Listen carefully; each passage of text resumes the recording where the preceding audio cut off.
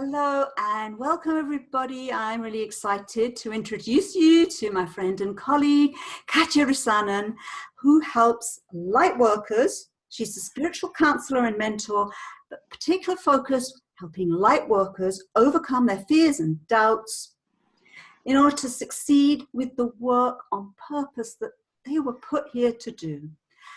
And I think that's a very beautiful intro, and I'm particularly interested about the fears and doubts, which we'll come to afterwards. As speakers, we're always wanting to overcome those. They sort of pop up every now and then. But first of all, the word Lightworkers. Just expand on that, Katja. Thank you, Marianne, and thank you for having me here. It's such a pleasure and delight to be here and being able to share. And I love your question because I get that often, like, you do what? You help who? So Lightworker for me personally, it's somebody who feels a calling in their heart, that they want to help people. They want to contribute something meaningful. They want to raise awareness. So they have the willingness to be in service in different ways. And I have a group called Lightworkers Who Succeed on Purpose here on Facebook. And there is people from lawyers to coaches. So it is a strange of people like having a variety of ways how they are expressing their light work. And the Lightworker itself as well, the word divine, it combines the divine, that I see the light, and then they have the worker that is us as a humans. So it's a combination of the divine light and then the human part of us doing the work here in the physical level.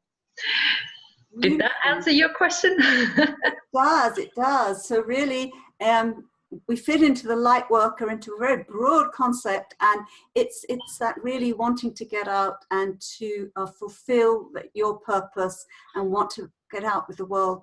Really, there's a sort of a not quite vocation, but almost passion about it. And there's a mixture then with the sort of that divine inspiration and light, but actually the real physical humanity of getting out there to work and spread the word. Yes, because that is part of why we are here, I believe. We all have the something that we feel called to do. And yes, it does take courage sometimes to step out from maybe your path that you have been building. For me, it was banking. I was working on there. And then I had this yearning inside of me, like I really, truly want to help people different ways. Not saying banking is not that. It's just, it wasn't for me anymore. I felt calling to start mentoring people, helping them to do what they came here to do. And I did that leap of faith, as they call it, 2012. And I said yes to do what I feel is even more fulfilling for me. For you. It was your particular calling. Yes. So that's this side. Can you just expand? You've intrigued me there. Your sort of leap of faith, your calling from being a banker to what appears to some of us, or could appear to some of us, or some of our listeners to be completely different. But you're already saying it doesn't have to be, because some of your followers are lawyers. So we can come from all walks of life. What was your leap of faith? What happened there?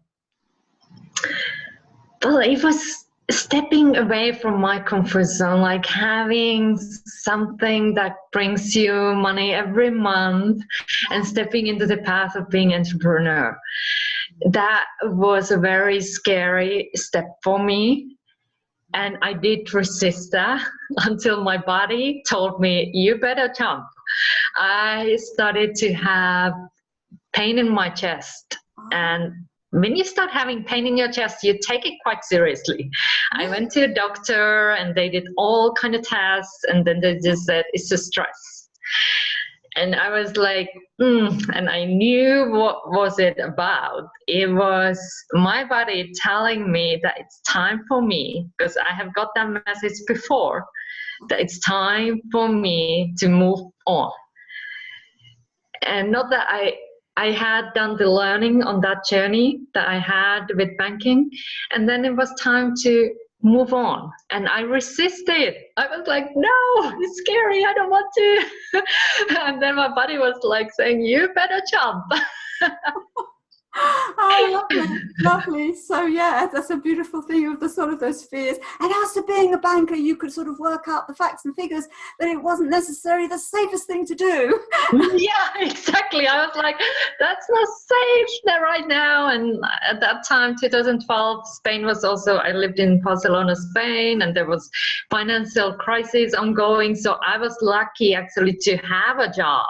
Yes. So people were saying like, don't, like, keep going, you have that. Like, I was still going the ladder up and up, and like it wasn't well received when I said like I want to jump. It wasn't like, woo, go. People were like, no, they were going to miss you. That. Yes. That's an amazing story. And did you find it was any way wobbly at all to begin with, or did the chest pain start to subside? You know, what were your initial feelings as you made that huge jump? What was the other side like? Like, first of all, yes, the pain in my chest, it just, when I left, it just went away. So that was first thing. So it was also very relieving for me. Like, okay, it was really the stress and the situation. So there wasn't anything physically wrong. Like, I was like believing the doctors when they said, but sometimes you always doubt. Like, did they really see that? But then that went away. But of course, I was very energetic, excited. And then came a moment like, whoa, where are the clients? I'm here, guys, I'm here. I'm here. And then there came these scary moments. And that is truly when I realized, like, doing the inner work, working on my own fears and own doubts and own hesitations as well, to step to the spotlight and share the message. Because if you wondered where this accent is from, I'm from Finland. And our culture already is trained me to be very humble. And like, if I would be mastering something, I would say, I know a little bit about it, because that's what we do in Finland.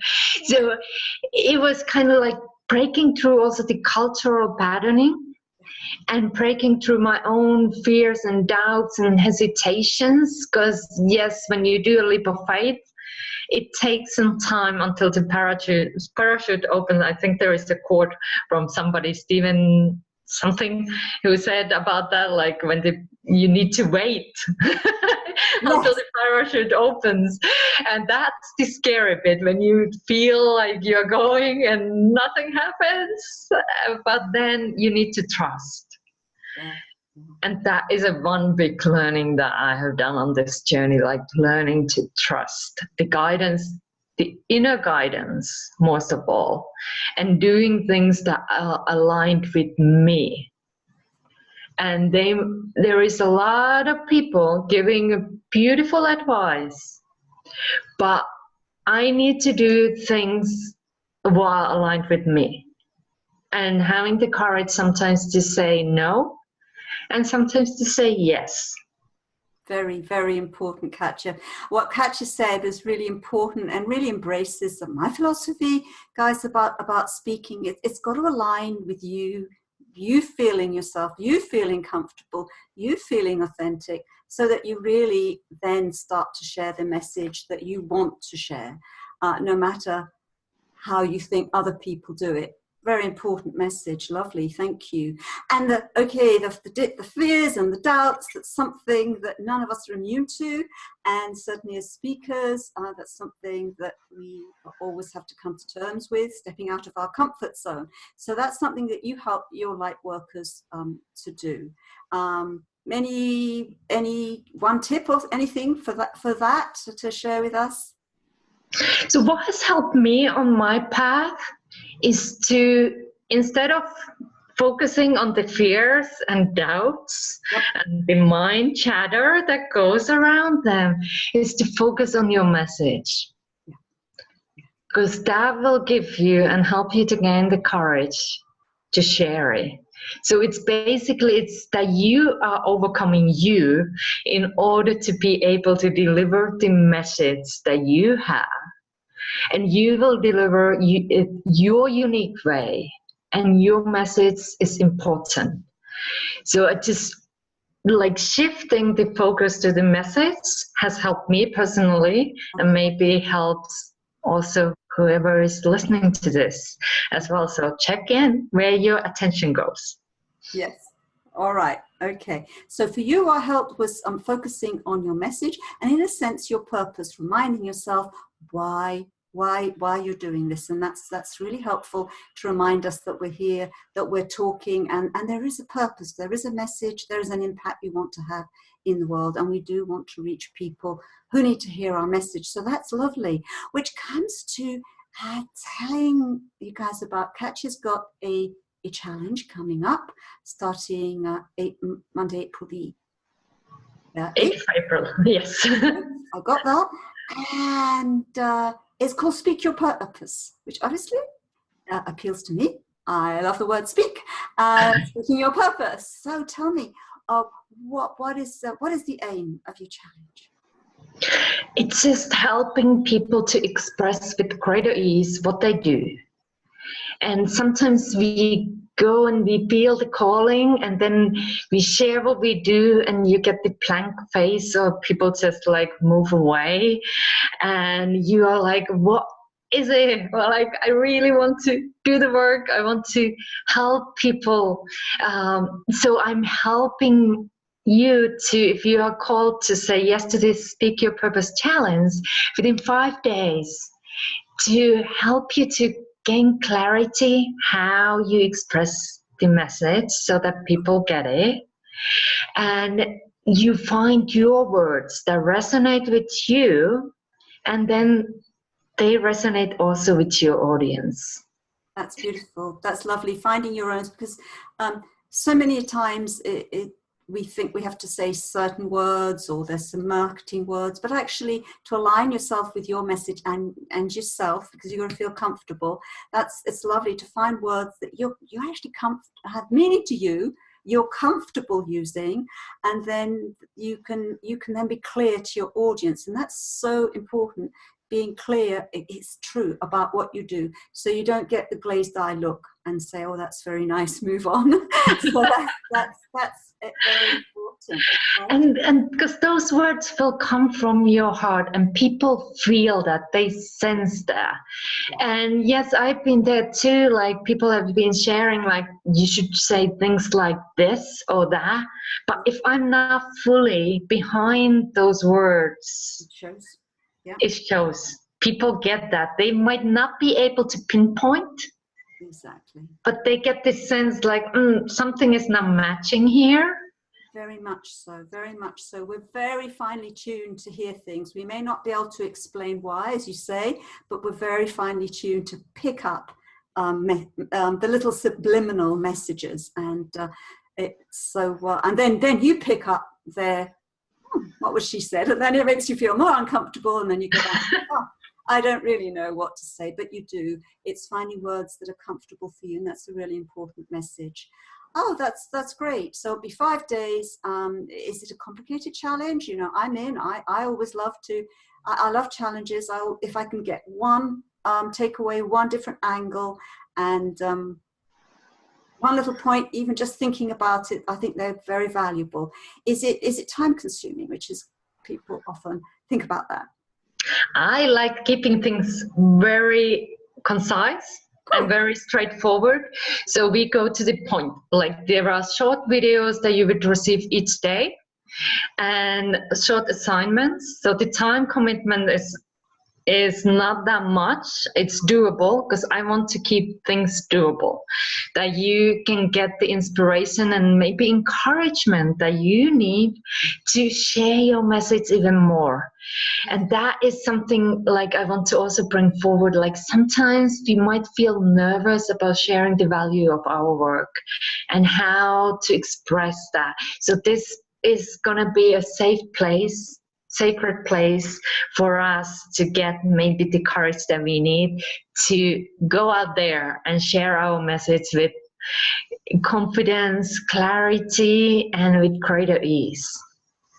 Well, that sounds very appealing. I'm certainly in, and I'll leave the link in the description for those of you that would like to find it and join Katja's challenge. That's Speak Your Purpose, starting the 8th of January. April. I want to slow time down. I want to go back a few months. Wonderful. 8th of April. Okay, 8th of April. So starting soon. The link's in the description. And Katja, is there any little message that you'd like to end off with? Yes. I just would love you to just take a moment to tune in and just listen to your heart. Because that's where we start. That's where you have the message. That's where you have the courage. And that's like when you listen to that heartbeat of yours, that is your unique rhythm. And that is also when you speak that way that your heart is telling you, or how your heart is inspiring you, you are speaking your purpose, and that is a unique way that only you can do. So your message was given to you for a reason, and it's time now to share it. So I do hope that you will join this challenge and spend these 5 fabulous days with me, and Marianne will be there too. So join the challenge and just give yourself this gift to get some support, get some inspiration and encouragement to go out there and share your message with greater ease. I love that. I love that. Get your message from your heart, align your message with your heart, and it will come out more easily and you'll resonate with your audience. So that's a lovely way, a lovely message to end. Thank you for listening, everybody. Thank you, Katja, so much for joining. I've so enjoyed our chat. Thank you. Thank you. Bye. Take care. Bye.